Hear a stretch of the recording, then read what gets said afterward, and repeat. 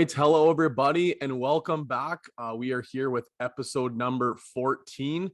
We are going to be just at the start here. It's just going to be Armand and myself for the segment. We got Zach in there. We did the segment recording a little bit beforehand, but Zach is off on holidays. So we got episode 14. We are doing the 306 fantasy football edition or version of The Price is Right.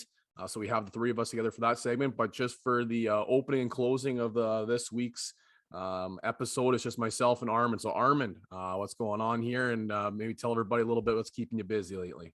All right, well, it's been going pretty good. I got out on a bit of a road trip with the wife and the son there. We took him on his first big road trip, saw some people that we hadn't seen in a while. Went from Swift to Lethbridge to High River and then back to Saskatoon and then up to PA. So in total, we put on almost 2,000 kilometers. That'll really eat into our warranty on our car, but it was worth it. Got to see some people that we hadn't seen in like 2 years because of COVID, and everybody we went to see was vaccinated, so we felt pretty comfortable taking our son there. And it was awesome. Played disc golf at every single city we stopped in. Ended up losing a disc in Lethbridge, but sometimes that happens. Just dumb bad luck running into some water. But yeah, the way she goes sometimes. Yeah, it's man, it's been nice. I guess we released that episode. Well, we recorded a little bit early because I was on holidays. We've all kind of been doing our own little holiday swing here, but myself and fiance, we were in Waskesiu for a little bit, same as we did a little disc golfing and a little bit of golf ourselves. Got to go to Elkridge, which was a nice little treat, and golfed there. And then came back, and actually Armand and I, we were in a golf tournament / poker tournament yesterday. So we were in the middle of our Blitz Pro draft. And of course it gets drafted on the day that all three of us were busy. So Zach bit the bullet for us, and he drafted on his way to holidays with him and his crew. And then while Armand and I were on the golf course swinging away, and we were treated with a nice little tournament. Or one of our buddies here in town, Noble, he puts on a good tournament. So we play a round of golf, and then we go back to his place, have a little potluck big dinner, and then we play poker. And you can win golf, you can win poker, you can win the whole tournament. And unfortunately, we came up one stroke shy of the golf tournament. I think Armand's group finished maybe a stroke behind us or tied with us. I won CP, just about got a hole-in-one. I was pretty fired up about that. And then we went back to the poker tournament. I won the poker tournament, won the whole tournament. So it was a pretty good little day for old Jordan Kerr. So I was pretty happy about that. But holidays are coming to an end here soon. As we get closer to the end of August, we get closer to the fantasy football season, but we also get closer to the end of summer for us teachers and back to work. So kind of enjoying these last few days, or last couple weeks, I guess, as much as we possibly can. So I guess I mentioned the Blitz Pro League. We drafted that. Maybe we'll be able to put out a little bit of maybe a recap of the draft or what our team looks like. Thank goodness for Zach for stepping up to doing that for us. And then before we get started here, one last little comment. We are going to be taking applications or accepting offers, I guess, or letters of interest for our charity league. We'll be announcing who's in that on Friday. We'll be announcing the draft dates, all that kind of good stuff coming up this upcoming Friday. So this will drop on Wednesday. It'll give everybody a couple extra days to kind of get in there if they want. And then we'll announce who all made the cut for our very first year of our 306 Fantasy Football Charity League. So just make a little comment on that as well. So I guess without any further ado, we'll get into our episode here. We'll start with insiders and headliners. We recorded, like I mentioned in the last episode, we recorded early just because of holidays. And then all of a sudden it seemed like we recorded, and then just news was flying off the radar. It was just going crazy. So we got a few things to talk about here. The first one, it was kind of the big one, I guess, was the Aaron Rodgers saga has come. It's concluded. He reported to camp. They restructured his deal. It looks like he's going to play and trade. It looks like this upcoming year. So he'll play this year. And then concluding this 2022 season, it'll look like he will most likely be traded after that, is the general structure of that contract, I guess. And then one of the big contingencies was he wanted to bring one of his buddies back, his veteran presence. He wanted Randall Cobb back. So they traded with Randall Cobb from Houston. So reuniting Cobb and Rodgers from what seems like the 2011-2012 stint they had there together. But What do you figure here, Armand? I guess I'll ask you this question. Do you think what's the likelihood, I guess, do you think Rodgers does get traded? And if they win the Super Bowl, do you think he'll still ask to be moved? Oh man, that's such a good question. Rodgers, you know, I think I think he'll be traded, It'll be tough to keep him around after all this, especially if that's the agreement they came to. I mean, they're probably hoping they can win the Super Bowl and that'll hopefully keep him there, but I I just don't see it after everything that they went through there, and like they had to have jumped through hoops to get him back in for even this year. So, he's probably like, I've been with this organization for so long, I don't want to leave him high and dry. That's probably why I finally agreed to it and then be traded afterwards. But it's tough. A couple other news, I guess, for reporting wise. Deshaun Watson reports to camp, was like a safety in a couple drills. Then he quote unquote got injured, wasn't kind of around camp. And now this morning they mentioned that he has been back from the injury and he's back in pads. So Deshaun Watson has reported. Obviously, there's still a lot up in the air of trade rumors and obviously the whole allegation situation. So whether we're actually going to see him play this year, we don't know, but he is back and he's at camp. Another quarterback to talk about, Josh Allen signs a massive deal, 6-year, $258 million extension, locked himself in. Bills, you got your quarterback for the next 6 years. You got him locked in. So big money there going to Josh Allen and the Bills. I read somewhere, I think, that it was Josh Allen's deal, his 6-year deal, is more than Brady made in his first 10 years or something like that. Just unbelievable. Yeah. I guess we can keep on the quarterback train here. Carson Wentz. So this is another big piece of news. This one's real unfortunate. I tried buying him and hoping he's going to get the bounce back. I should have known Carson Wentz and injury. They just two things that go together. But Carson Wentz, and then about 2 days later, star offensive guard Quentin Nelson. They have the exact same foot injury with a timetable of about 5 to 12 week recovery. So they weren't sure if Wentz was going to do the surgery. He ends up doing the surgery. And the timetable, I mean, that's a huge timetable, 5 to 12 weeks. Like, that's a big differential. Obviously, 5 is on the quickest comeback. 12 is kind of on the latter side.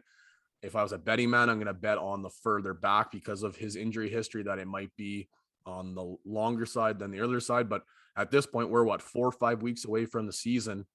That means at the very best, he's back week 1, week 2, and coming off of a foot injury, right? So this is not ideal if you are an Indianapolis Colts fan. It's not ideal if you are an owner or have shares of a lot of Indianapolis Colts players. I know there was guys obviously that were quite high on Michael Pittman, the year 2 breakout. I know there was guys that were quite high on obviously Jonathan Taylor. He's still a round 1 pick, kind of backing into the round 1, maybe a little bit more. He was kind of going early around that 1.6, 1.7 range. Now he's kind of starting to drop a little bit into the back end of the first because of this injury. But I think this has got to be a little bit of unfortunate situation. Not that Carson Wentz is an all-star by any means, but he's definitely an uptick for that offense. And there's a lot of hype around that offense this offseason. But obviously now there's, I guess, some question marks, Armand? Yeah, definitely a lot of question marks coming in. And you hope they don't rush him back too early. But at the beginning of the season, before the season even starts, if he's coming back fast there, that might tell you that they don't have confidence in whoever the backup is, right? Yeah. I think it's Eason right now. Yeah, Jacob Eason. Oh, and then they signed Huntley too. So, I mean, neither one of those are groundbreakers. I guess we can see what Eason has, but he's a real pocket presence too. He's not an athletic type guy, but I mean, there's a lot of question marks. Yeah, I'd say for in your redrafts, kind of, I would avoid maybe the Indianapolis players unless they're coming in at a very low draft position compared to their ADP there. But I'd kind of avoid them in and around their ADP, and then hope to maybe capitalize on a weak start, and then trade for them mid-season before Carson Wentz comes back, kind of in that week 4 area. I would say would be my guess is when would end up being the best time to target them, because by then you'll see their probably dropping in value by week 4, but their value will go back up when Wentz comes back, hopefully, provided he's 100% healthy. Like for me, we talked about this when we were getting our draft board set up for the Blitz Pro League. Like, Jonathan Taylor's a risky pick right now. In the first round, he is one of the I would say one of the most risky picks you can get. Saquon Barkley's up there with his injuries and stuff right now. Like, he's a risky pick. Zeke in the tail end with, is he going to bounce back? Is he not going to bounce back? There's a little bit of risk. But Jonathan Taylor with just a busy backfield, now with the injuries of the offensive line, went from one of the best offensive lines to now like injury-riddled offensive line, losing your quarterback. Is he actually going to break out like people are anticipating? JT is a pretty risky pick. I love JT, especially Dynasty. I went and bought him. Like, I think long term he's huge, but it's risky. Like, it's I'm not going to go to the point where it was like Clyde Edwards-Helaire last year in the first round. Like, that was just red flags everywhere. But like, it's a risky first round pick. And in our Blitz league, somebody put their money where their mouth was. He went 102 in our league, which ended up getting us Cook at 103, and the boys are pretty fired up about that. Oh yeah. But I personally, I'm going to be avoiding Jonathan Taylor unless I can maybe get him maybe in the second round. That's kind of think where like I feel comfortable. Not that I don't think he could produce enough, but it's just that in the first round, I'm trying to avoid risk. So I'm going to try and put my money, like especially the first round pick, you're put your money where you think you can hit. And if you have full confidence in him that it's no matter what, he's foolproof, then I guess the first round pick, you can take him. But me personally, I think it's a risky pick. Do you agree with that, Armand, or are you kind of more on the JT side?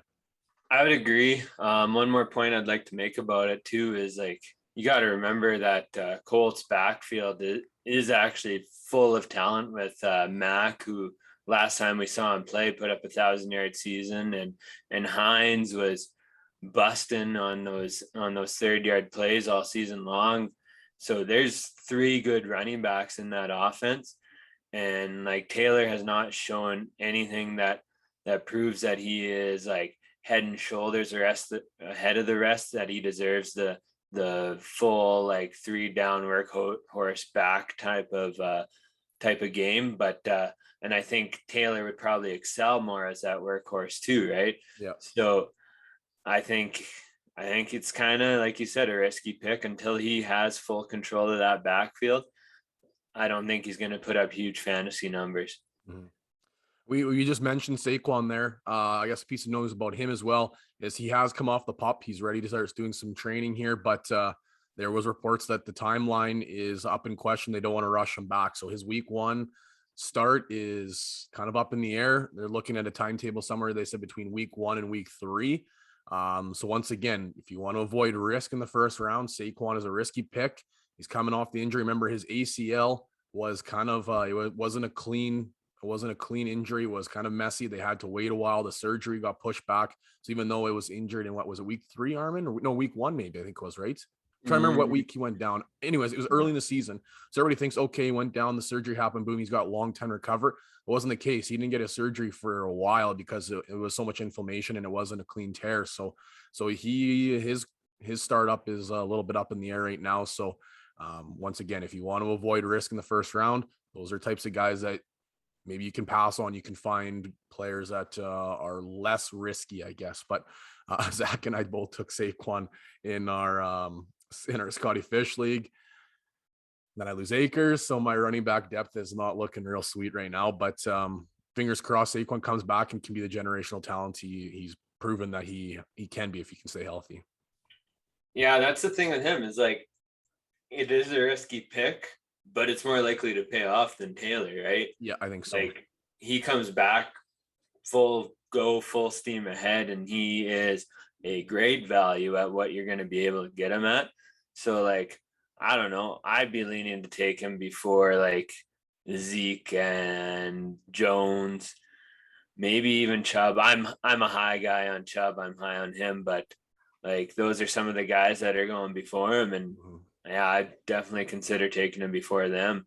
That risk reward there would be massive, because he's not capped. If he's playing, he is not capped. Yeah, he's top 3 pick. Like, if he's healthy and he's ready to go, he is in that contention. Probably CMC, then Dalvin Cook, then I would say probably Saquon, or like Saquon, Dalvin Cook are interchangeable if Saquon's healthy, right? So if you're willing to take the risk, if you have the cojones to do it, then okay. But when you have the potential to be missing 3 weeks, can be a little sketchy when you're writing off your first round pick. As like I said to Zach, it's kind of like with Zeke a few years back when you knew you're going to miss Zeke for, what was it, 4 weeks he was suspended for or something like that.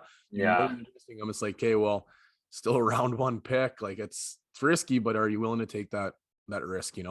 Yeah. A couple other injuries here, and then we'll wrap up insiders and headliners. DJ Chark, he broke his finger and he underwent surgery to repair that, so his timeline is kind of up in the air. Our last one here, the guy can't stay healthy. My goodness, he was elite in 2019, and then hamstring injuries lost him for the entire 2020 season, 2021 season. Now, once again, going into the 2022 season, Kenny Golladay, hamstring injury once again. And the timetable is expected to be 2 to 3 weeks, but hamstring injuries are not awesome, especially when you're dealing with them in camp, and they're going to be there's a high percentage chance to be lingering around the whole season, and especially coming from a guy that's battled hamstring already.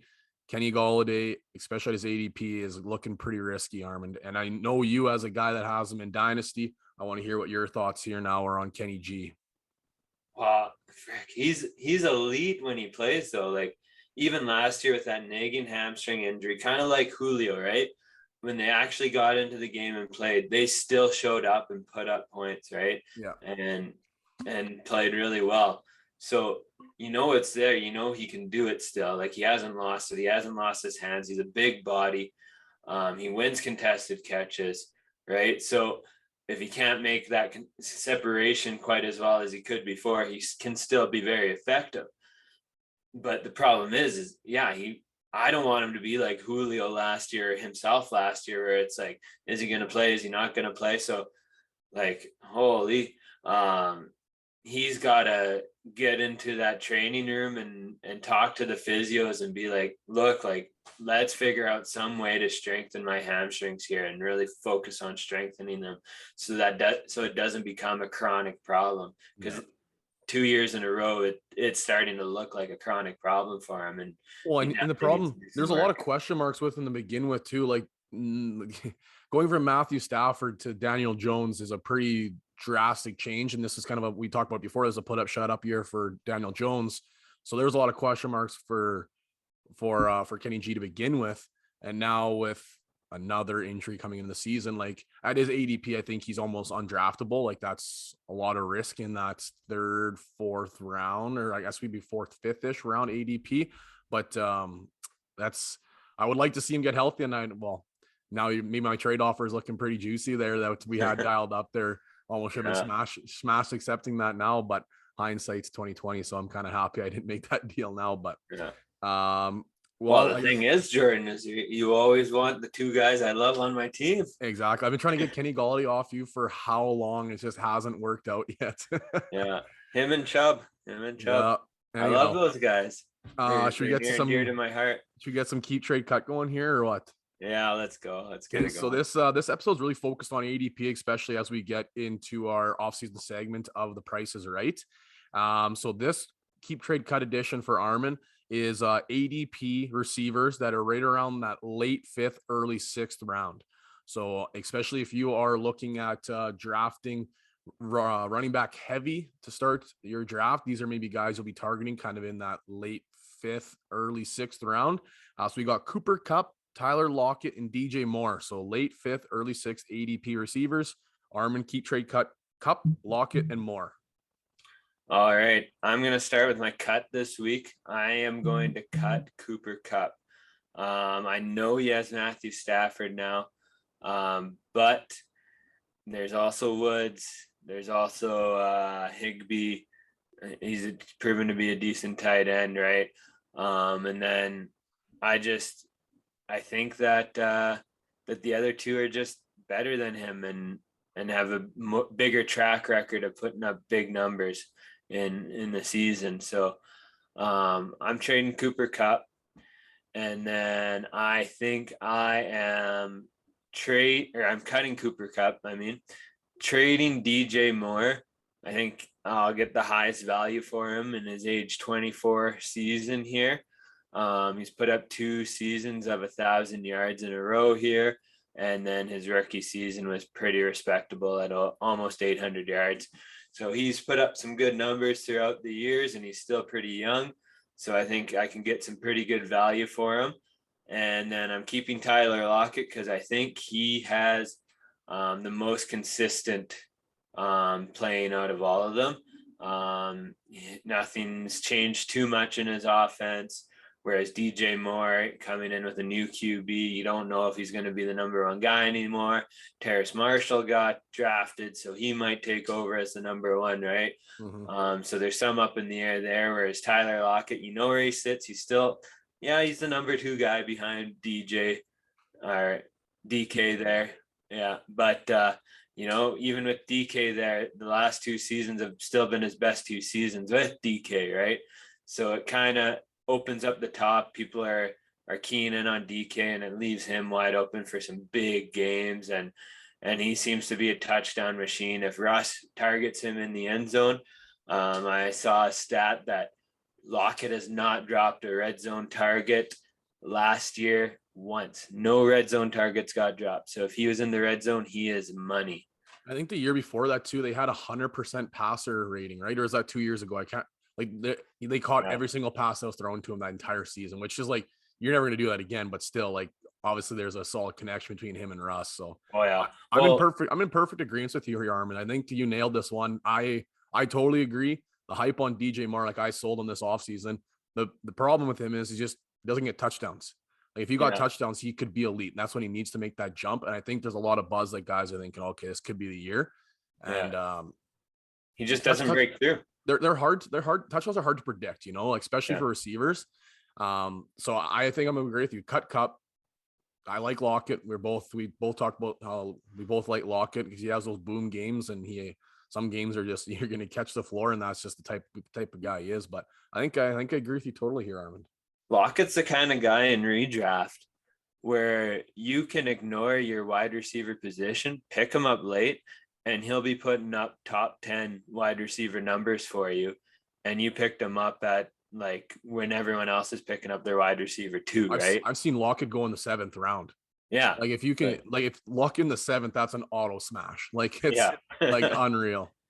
Yeah, I agree. Yeah. So, I mean, well, especially if he's like your receiver, he could be receiver 2, almost receiver 3 at that point. Like Lockett's your receiver 3. You did pretty damn good in your draft. That's for sure. Yeah.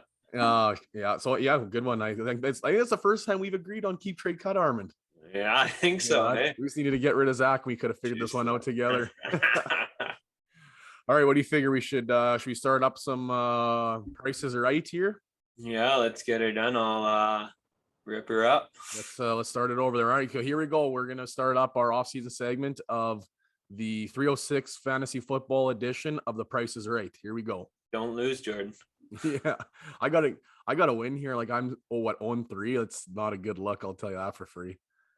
All right, so this episode segment here is gonna be brought to us by Armin Schellenberg. He was generous enough to set this up for us, and he is going to be introducing the 306 fantasy football version or edition, I guess, of the Price is Right. So without further ado, thanks again for doing this, Armin, and maybe tell everybody what they'll be expecting in this segment. All right, everyone, welcome to the Price is Right 306 FFB Fantasy Edition. So what we're going to do here is Zach and Jordan are playing head to head. Okay, we're going to have a game for each positional group. That's quarterback, running back, wide receiver, and tight end. And each game, if they are the winner, they get a point. So it ends up becoming a best of 5 because if after all 4 position groups are done, they are tied at 2 games apiece. We do an extra game where we combine all the position groups together and do ADP rather than their rankings within their position group. So as we get to each game here, I will explain how the game works, and then we'll go ahead with Jordan and Zach going head to head there. Jordan and Zach, do you have any questions before we begin? Clear as mud. Let's get it going. All I'm just right. gonna go on record and saying that if I do lose, I refuse to do the McDonald's challenge again. Putting on the COVID-19 pounds there in 14 seconds at McDonald's, that was real sweet. Well, let's hope you can finally put a W in that column there, Jordan. So Yeah, let's get her going. let's roll. All right. So the first game here is classic, and this is based on the quarterback rankings. So for each of you guys, I am going to give you 7 total quarterbacks, and you are going to try and do your best to guess where they rank amongst the quarterbacks without going over top. If you go over, meaning if you pick them higher than normal, then you will lose and you won't get a point. But if you get below and you're the closest, you get a point.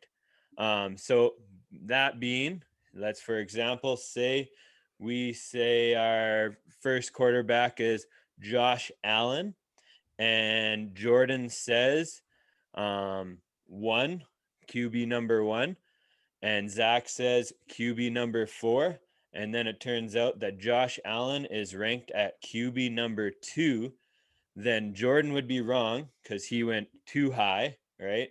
In rankings, he ranked him too high, and Zach would get the point. Any questions here? Standard Price is Right rules. You got a low ball here. Yeah, I thought we'd start with the easy one. All right. First quarterback, Kyler Murray. What do you guys think he is ranked at? All right. Show me your numbers here, boys. Zach, what do you got there? I said 5.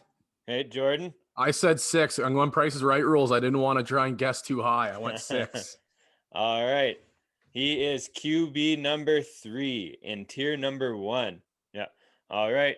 Second QB, Ryan Tannehill. Both locked in?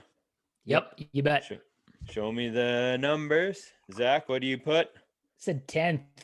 And Jordan? I put QB 11. Okay, let's see here. He is QB number 9, so that's a second point to Zach in tier number 3. So Jordan, you're gonna have to start making a bit of a comeback here. All right. Do you guys think that's high or low?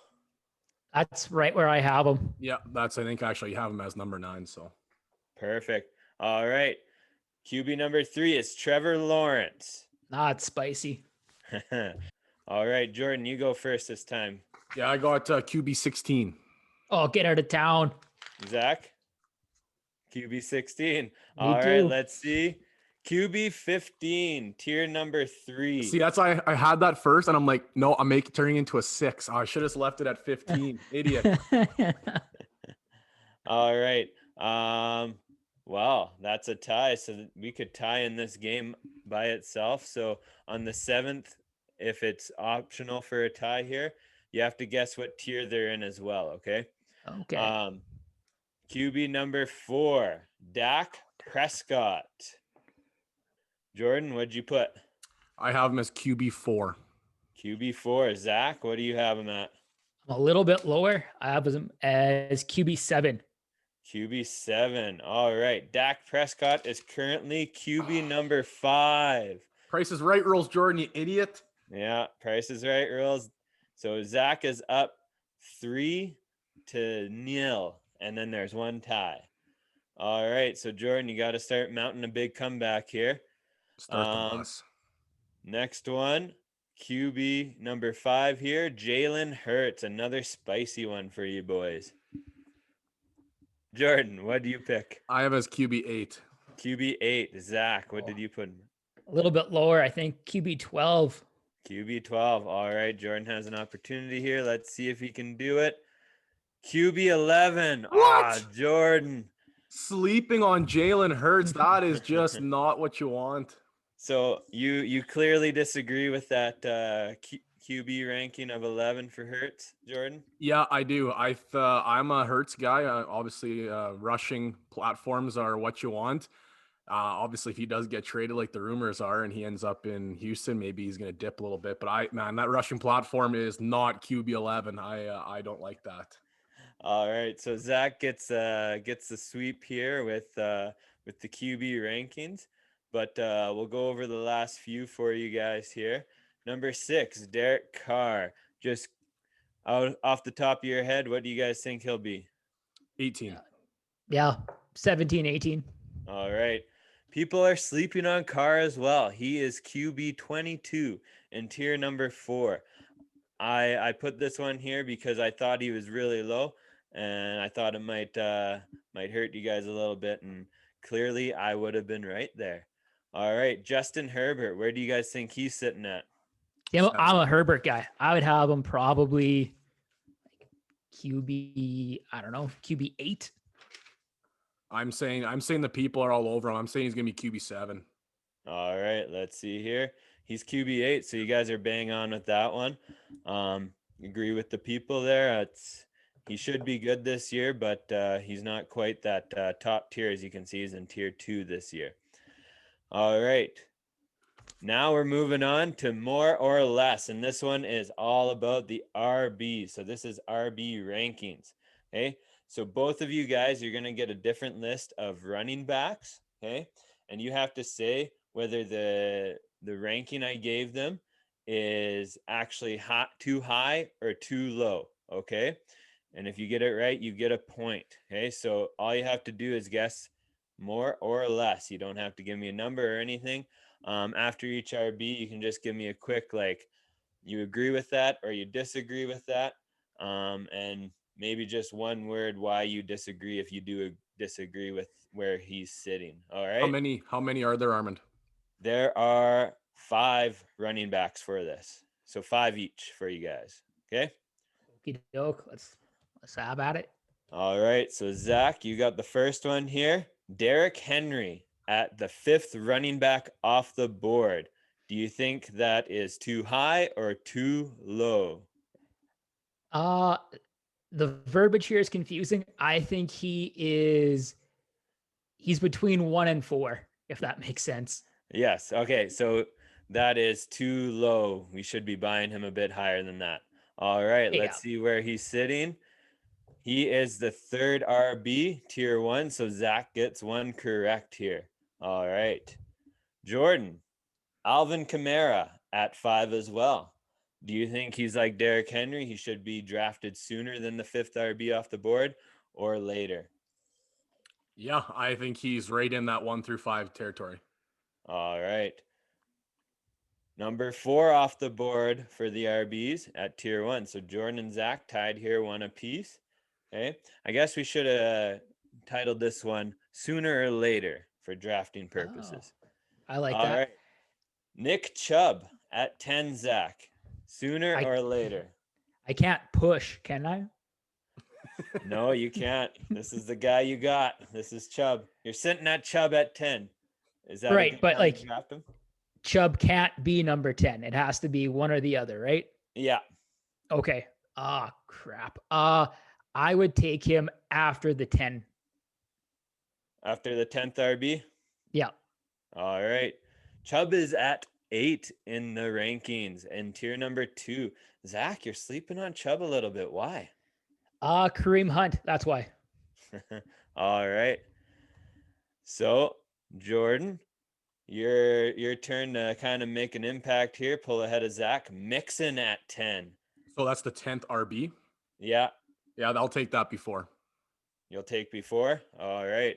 Let's see where Mixon's sitting. He's sitting at 12. So both you guys, why do you disagree with Mixon at 12 then there, Jordan? I just think the people are high on Mixon. I personally have him below an RB1, but I just thought the people are higher on Mixon than they are. All right. Yeah, and you can see Mixon's in tier 3 of the RBs. So he is a little low. He's been having some injury history, but who knows? He does have that athletic potential and a better, hopefully, QB helping him out this year. So, all right. Tied 1 apiece here. Taylor at 7. That's Jonathan Taylor, Zach. Ooh, that's a tough one. Yeah. You know what? Oh, man. So I got Kamara and Henry before Taylor. So that leaves me with, oh, shoot. I am going to say Taylor is going to go off the board before number 7. Okay, so Taylor should be in that 1 to 6 range here. He is currently RB9 or the 9th RB and tier 3. He is just a little bit below Chubb there. Yeah, it's a tough one, you know. I think a lot of people are thinking about Hines and Mac in this offense here. Zach, why would you disagree? Why do you think Taylor's better than that? I think with Carson Wentz being out for a indefinite amount of time, they're going to lean on the running game. Good analysis there, Zach. All right, Jordan, you got another chance to take the lead here. Oh, balls. Gibson at 14.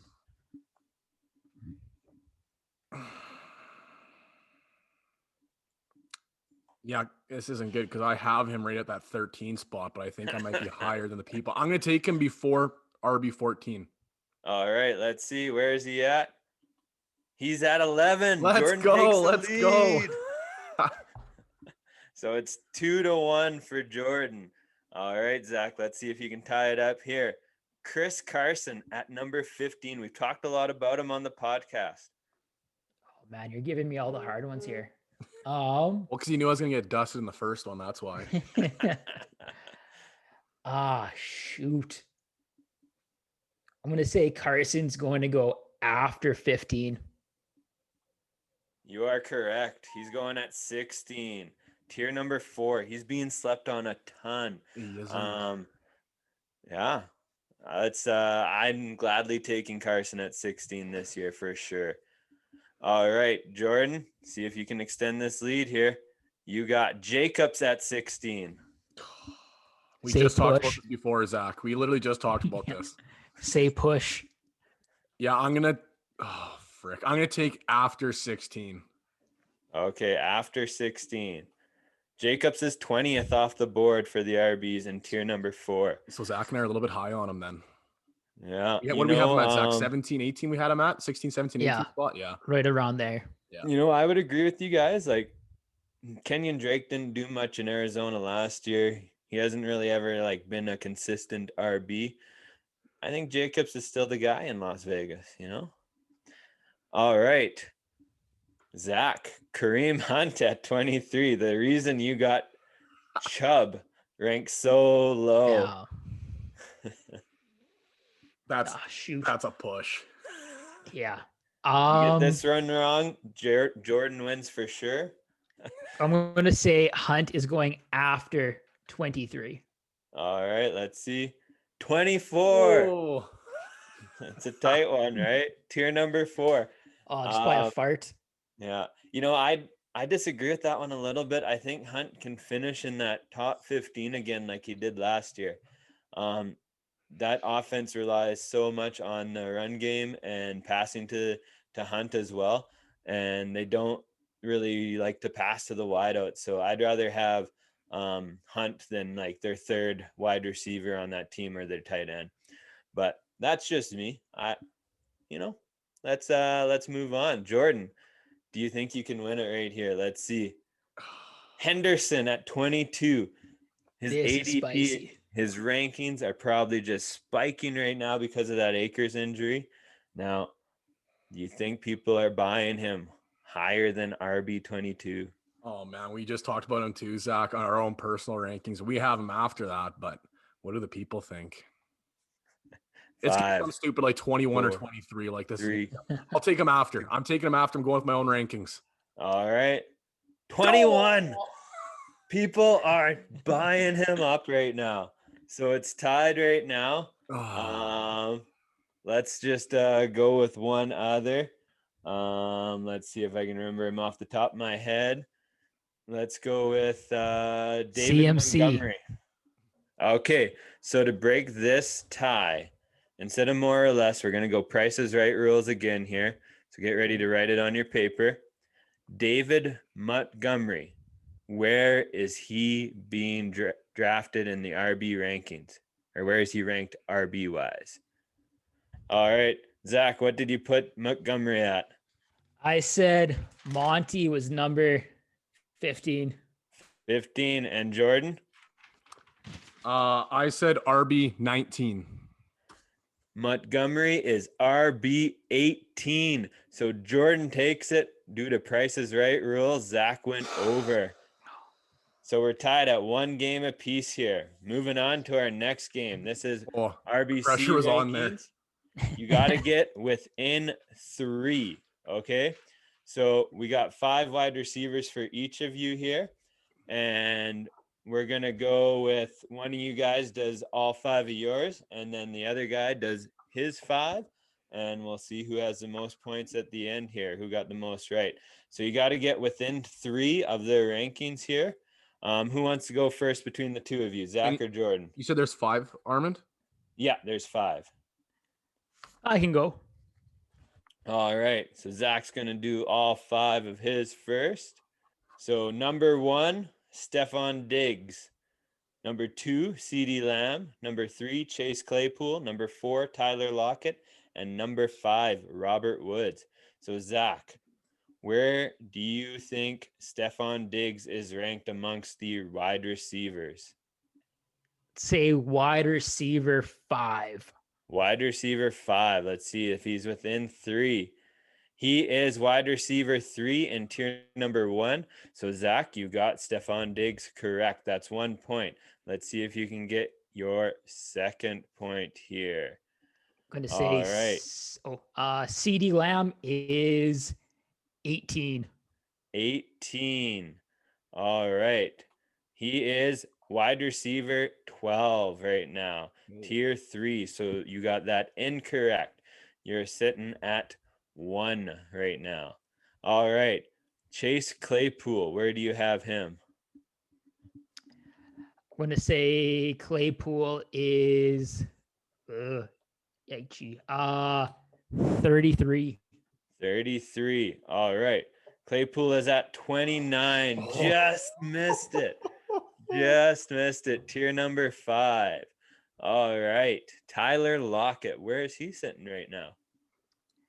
Oh, this is like that sweet spot in rounds 5 through 7 in your redrafts where you're just getting good value. Yeah, lock in the 7th. Sign me up. Yeah.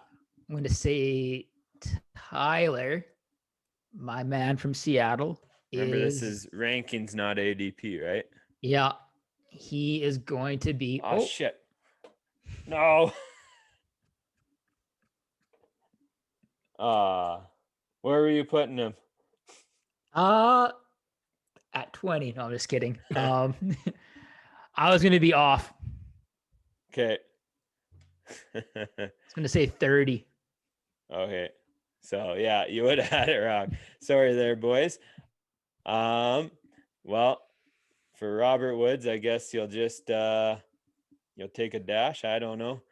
That's my bad. We'll see if Jordan can get more than 2 or 2. Yeah, more than 2. If he can get 3 here.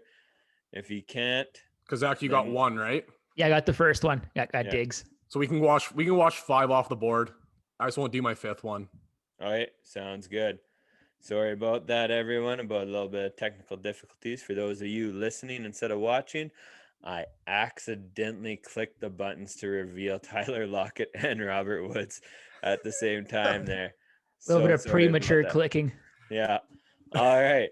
Let's go to our within 3 wide receiver rankings for Jordan here. First guy is Devontae Adams. Number 2 will be Deontay Johnson. Your 3rd will be Jamar Chase. Your 4th, Justin Jefferson. And your 5th, OBJ. Okay, Devontae Adams, I'm going to just play it safe. I'm going to say wide receiver 2. He is wide receiver number 1 still.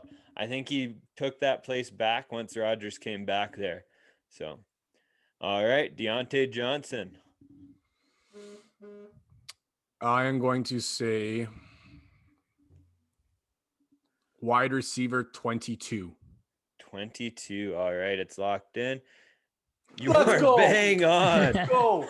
Oh, Let's go. Tier number 4. And I believe that is, what did we have Claypool at? 20, I think. 29. That's what I was thinking was he was right around Claypool because I know they're getting drafted bang in a row. So yeah, it's hard to tell with that Steelers offense right now who's going to be the number 1 guy there. So that's why I wanted to throw at least 2 of them in here for you guys. All right, Jamar Chase, where do you think he's at? I'm going to say like 18. 18. Going high on Jamar Chase is everyone else. 25. You're I thought he'd wrong be there. before Sorry, man. before Deontay maybe, but no, wrong. No. All right. Justin Jefferson. I'm gonna say he is 7. 7.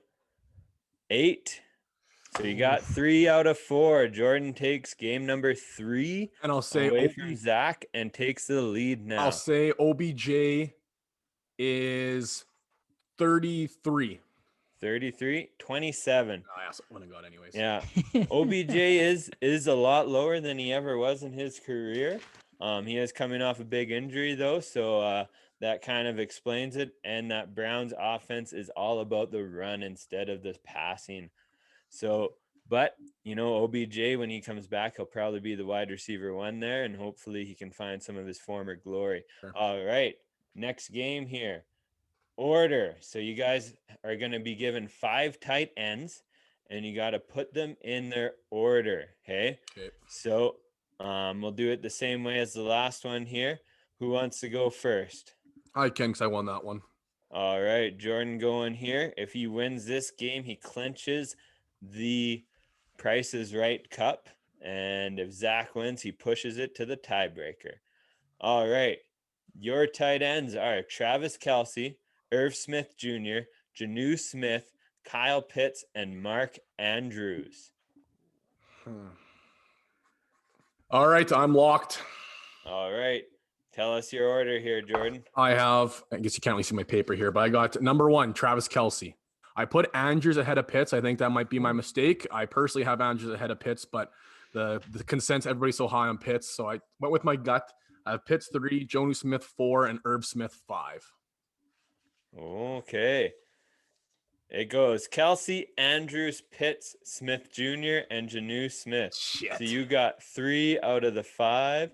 I guess one mistake makes it 3 out of 5 easily, but yeah, you are just off on those last 2 there. People are high on Irv, hey? People are high on Irv. People are high on Irv, but I've noticed that Irv and Janu are actually down a little bit, I think, from earlier in the offseason. So that's kind of interesting to see. But Pitts has definitely been climbing up there. There's been good things coming out of the camp saying that he's looking good and he's been playing all over the place. So I should have said I'm going to go Smith 4, Smith 5, and I could have just had it locked. Cheat code. All right, let's see if Zach can take it away here. He has to get them all right, essentially, to beat Jordan. Otherwise, it's a tie for this game, and we'll have to break it with tight end Price is Right rules. All right, Zach, your tight ends are Darren Waller, Noah Fant, Dallas Goedert, George Kittle, and T.J. Hawkinson. All righty. We'll see. All right, I'm good to go. All right. Name them out for us here, Zach. All righty. So I'm a believer here. So I got Waller at number 1, Kittle at 2, Hawkinson at 3, Dallas Goedert at 4, and Noah Fant at 5. All right. It goes Waller, Kittle, Hawkinson, Really? Fant, Goedert. Fant in front of Goddard. Really? Yeah. I've been screwed again by the Denver Broncos. Unbelievable. Hey, they like to do that to people, eh? So if I'm correct here, that you got 3 as well, right? Correct. Yeah. Yes, sir. All right.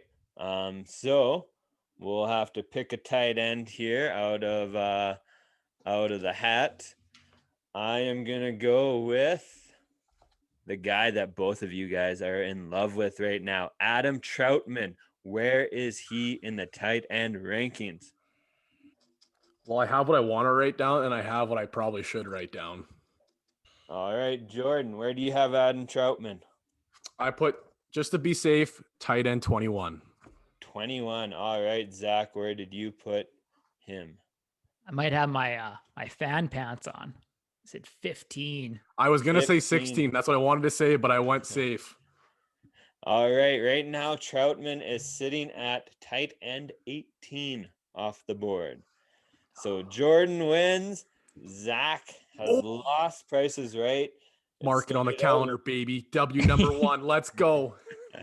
Started out bad for Jordan. He almost got completely swept Oh, in the first game and then comes back to win it all. Let's go.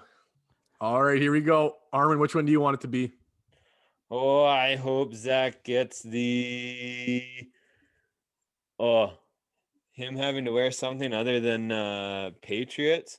Like, we're both big fans of our team, but Zach is like Patriots everything. His dog even wears a Patriots collar. So I want to see your dog wearing like a Lions collar here, Zach. Let's go. Oh yeah. Okay, I changed my mind. I wanted that one instead of the Slurpee chug. I changed my mind. All right, here we go. Let's spin this bad boy. 306 wager wheel. Here we go.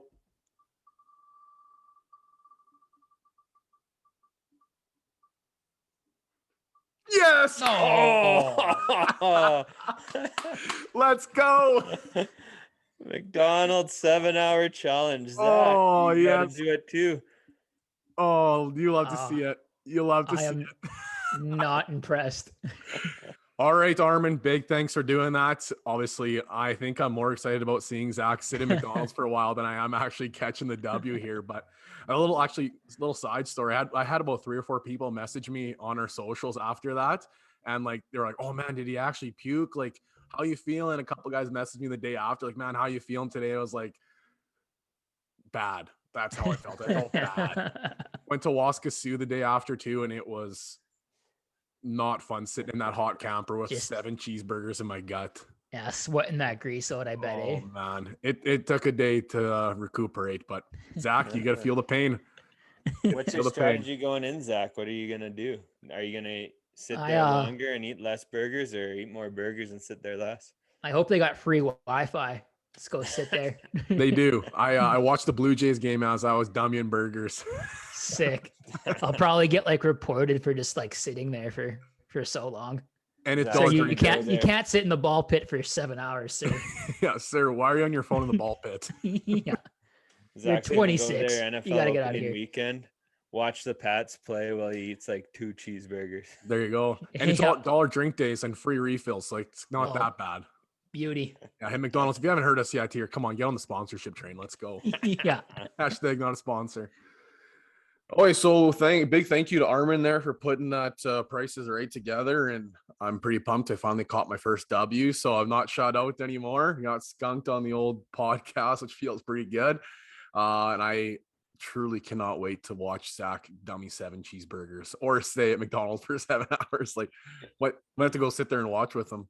You know, when he said he's gonna sit there with his phone, right, bring his charger, and I said few burgers in like a few hours, but I could see Zach just going there, getting a nice coffee and chilling for 7 hours, keep getting dollar drinks, because he's not a big eater, right? So no. he's gonna put in the time more than eating the burgers. I think the play is 5 burgers in 2 hours. I think that might. We're like, okay, like 5 burgers is a lot of food, but in 2 hours, like, it's not bad. Slowly chip away at it. But to my mindset when I went into that was like, I don't want to spend a lot of time here. I want to get this over with quick. But that walk home, I walked to McDonald's not far from my house because my truck was hooked up for the camper. So we were getting ready for it. So I wasn't going to unhook my truck just to go to McDonald's. So I walked there. That walk home might have been the most uncomfortable thing I've done in a long time. Like, that was a slow saunter. Oh man, it was awful. So I don't recommend the 7 in 1 hour. That was stupid, but at least you got to burn off a few of those calories you got. Yeah. Oh, like that might have been the worst part. If I would have drove home, I maybe would have felt better, but oh man, it was saunter home, clean the camper, get it ready to go. It sucked, but what do you figure? Should we get some hot takes going here or what? Yeah, let's go. All right. Well, let's ice cold hot takes. You can go first here, Armand. Let's hear yours for this week. Okay, well, I am talking about Jameis Winston this week. You know, that New Orleans team, everybody's like, who's going to be QB1? Is it going to be Taysom Hill or Jameis Winston? He got his eyes fixed, guys. And as funny as that is, it's kind of not a joke, right? Like, you think about it, like, he should be more accurate now. He should be. He should not be throwing those interceptions as much anymore. He should be able to see the coverage better. And then you add in the fact that like they brought him in to learn behind Breeze. So people say, like, oh, Taysom Hill got the reins last year when Breeze went down. They didn't give it to Winston. I don't care. He was there to learn from Breeze. He wasn't there to be the backup.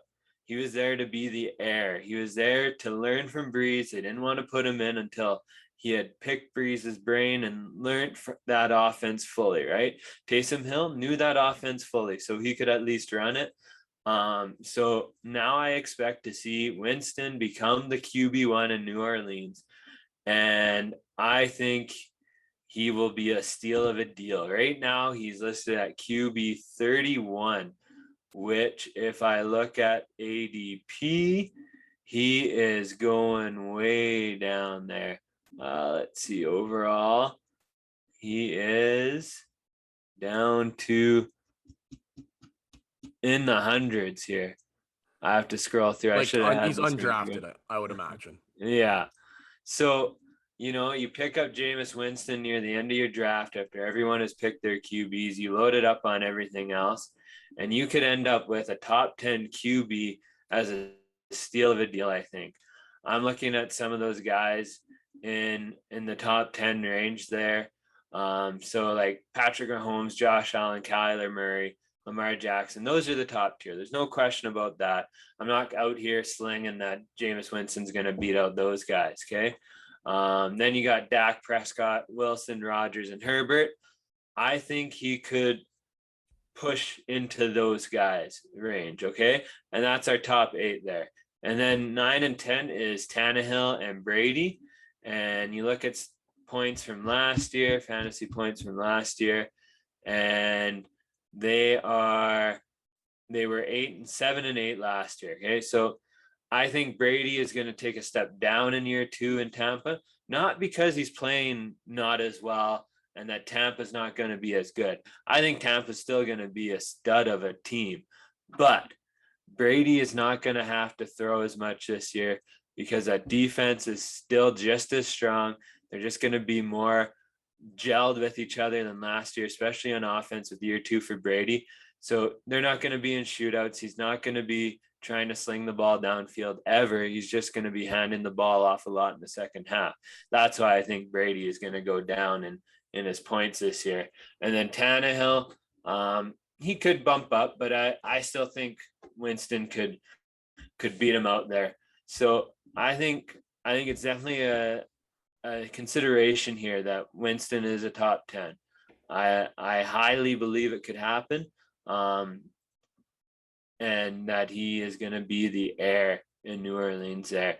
And if you look at his stats from when he was a starter in Tampa, like he put up 2 4,000 yard seasons, 3,500 yard season, a 5,000 yard season, right?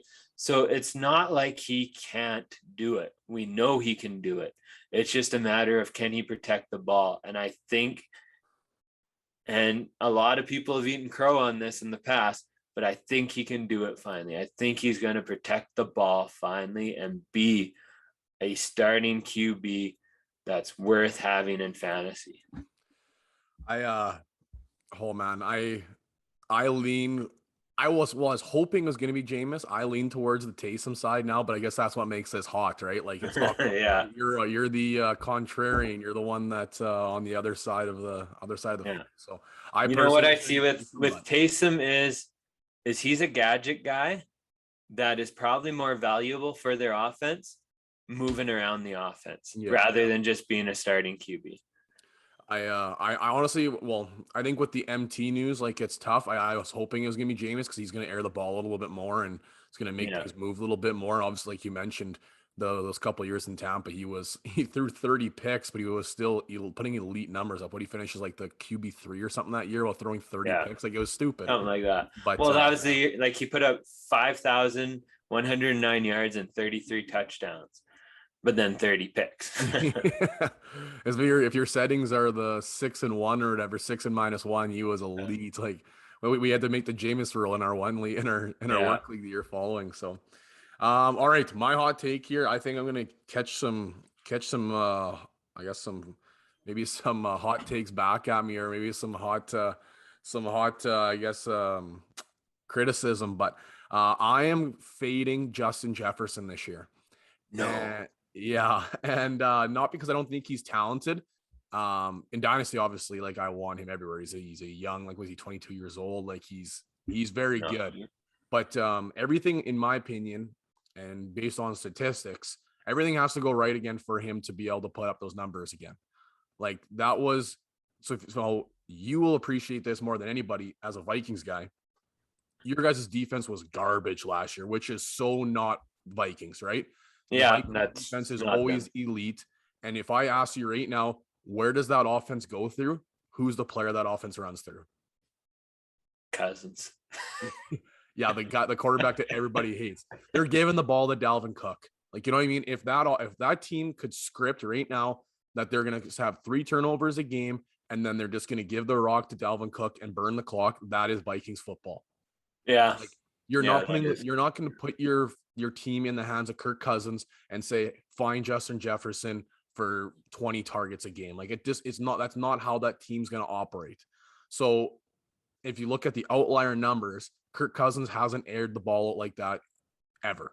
That's the most times he puts the ball in the air. That's the most air yardage. That's the most receiving yards that team's put up in a long time. So they'd have to have a terrible defense, and they'd have to be in shootouts again to even have Justin Jefferson put those numbers up. Okay. Is he capable of it? Absolutely. Is he very good? I think so.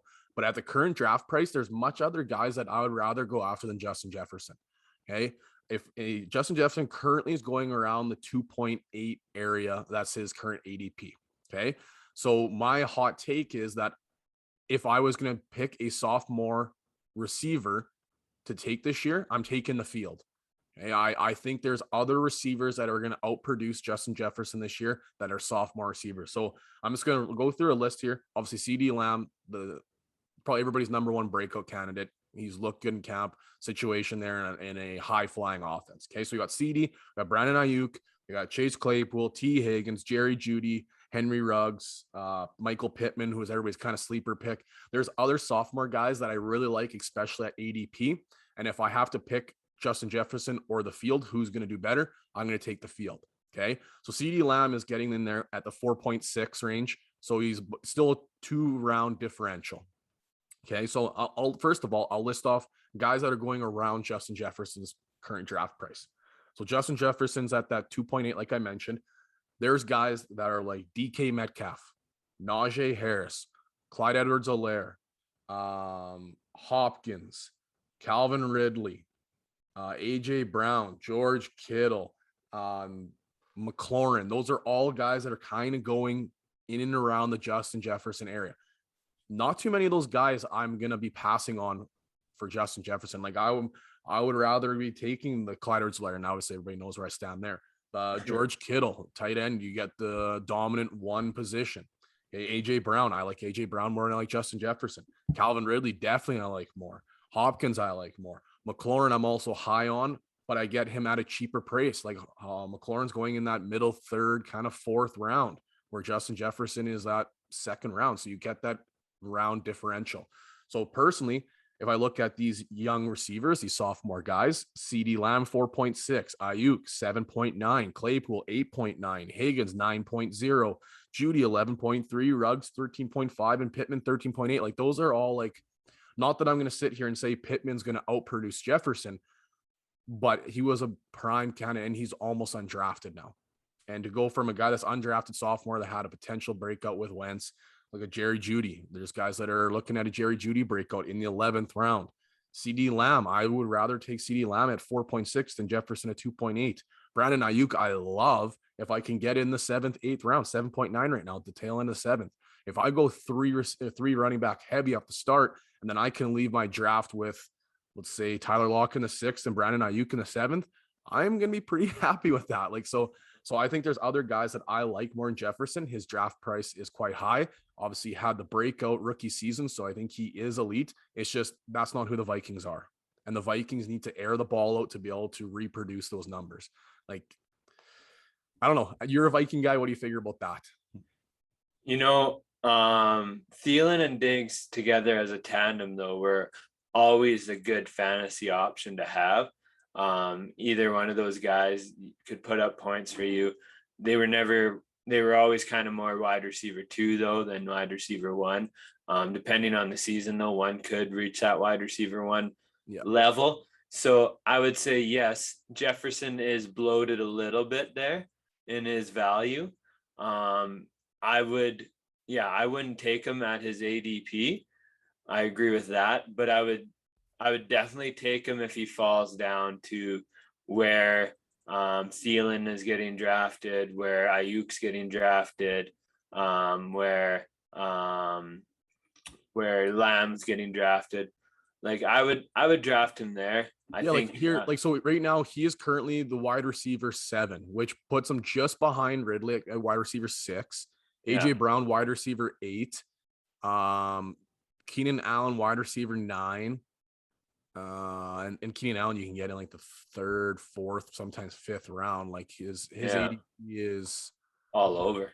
He's kind of right around the pick 30, so you're kind of in the tail end, like right around that 3rd round ish, and in some rounds it's hit and miss. Like some guys are just not involved in that, but then you got Terry McLaurin, Mike Evans, CeeDee Lamb, Allen Robinson. Like I just don't, and maybe that's just, I just don't trust Kirk Cousins and the fact that he's going to be all that. Like Adam Thielen's not going away. Adam Thielen is old and he is eventually going to hit that cliff and he is going to dip. But he's not going to go away. And that's not who the Vikings are. And that was an anomaly year in what I think. And obviously you, like, I've watched the Vikings enough as an NFC North guy. Obviously you have enough as a Vikings fan, but at the end of the day, the Vikings don't want to have to rely on Kirk Cousins. No, he's not going to win them games. Like he's not a QB I want, but I kind of want his receivers, again, but not at as high as what Jefferson is. That's what if you're in a keeper league or if you're in a dynasty league and you got your hands on Jefferson, you got him cheap, like you just found a absolute gem, like, like a diamond in the rough, because you got him probably undrafted or you tail end, but in like a redraft league, entering in that middle second, like that's pricey. And then you're banking on a repeat or better, right? It's like, and you've already seen guys that can do it. So maybe people disagree. I know there's a lot of people that love Jefferson out there, but I just don't think that's what the Vikings are. And that ADP is pricey. It's risk. Like it's 2.8. Like I said, I'm taking Metcalf. I'm taking Najee. I'm taking Clyde Edwards-Helaire. I'm taking Hopkins. I'm taking Ridley. So I don't know if I'm going to say I'm not drafting Jefferson. It's too pricey for me to do it.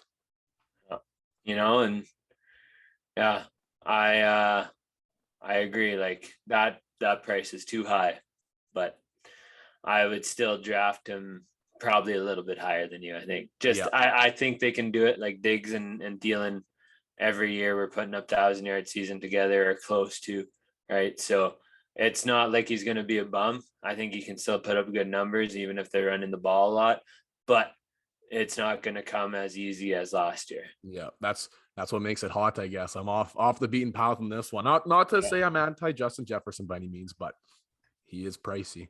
And that's where you got to call your shots, right? It's like once again, those first couple of rounds, risk reward factors. I don't know. That's just not me, I guess, this year. I could also be absolutely eating it when he turns into wide receiver 1 this season. And everybody's like, remember when you said don't draft him? I'm like, well, that's not my bad, but that's what makes it hot, I guess. So, I hope you are right though. And that the Vikings are running a ton and their defense is dominating, because that bodes pretty well for us. But yeah, Dalvin Cook 103, baby. All the boys are pumped up on that one. Couldn't believe we were in a group chat. We're like, there's no way he falls to 103. Like I thought the only way I thought that could happen is if Henry went 102, but which like I just didn't think was going to happen. Then he took JT at 102. I was like, oh baby, let's go. Me and Armand right in the middle of the golf course celebrating. He was a tee time behind us. We're high-fiving each other and hooting and hollering. People probably thought we got a hole in one or something, but no, we just got Dalvin Cook at 103. Oh man. Anything else to add here, Armand, for this episode? I'm excited for the season to start here and us going once a week. It'll be flying through and time will fly, but we're going to enjoy it a lot. And I can't wait to give analysis during the season instead of all this theoretical and leading up to and trying to find content. Now the content's going to come to us finally. So exactly. And see some of these hot takes kind of unfold and see kind of where we're at with some of them. And like these next couple episodes, like Armand said, we're going to be going to once a week right away here. Our next couple episodes are our breakout guys and guys that we'd be targeting in drafts. And so we'll start prepping you guys for the drafts coming up, and guys that, like, we're talking about ADP lots these last couple episodes. So find some guys that in those average draft positions that you might be able to find some sneaky plays, like guys that we really like later in draft, or guys that that we're all in. And then we have our episodes where we're going to be telling you guys that we're like, there are guys we're cheering for, the guys that we're putting our certified flags on and saying these are our guys. Like, this is Armand Schellenberg's guys of the year. These are the guys he's not leaving a draft without, you know. So we'll have that episode coming up as well. And then by a couple of weeks, the season's starting and we're ready to go. So we're obviously quite excited for that. So yeah, that'll I think that'll do it obviously for episode 14 here. Once again, same as usual, if you like, share our socials, if you like and share, subscribe on the podcast apps, Apple, Google, Spotify, etc., and then also on YouTube as well. And just a friendly reminder too, our listener league here will be taking things until this Friday, and then we'll make the big announcement either on Friday or Saturday once we've kind of got everybody in, who's in, draft positions, all that kind of stuff. We're going to do a little fun way to get to draft positions for that as well too. So all those announcements be coming up right away, and we're really excited for that. So don't hesitate, put your name in. It'll be a lot of fun. Let's go, guys. And nice and cheap, and get that signed Calvin Ridley jersey. Well, that's a nice little grand prize for the winner this year. So that'll do it. Thanks again for listening, guys. Take care, and we'll talk to you soon.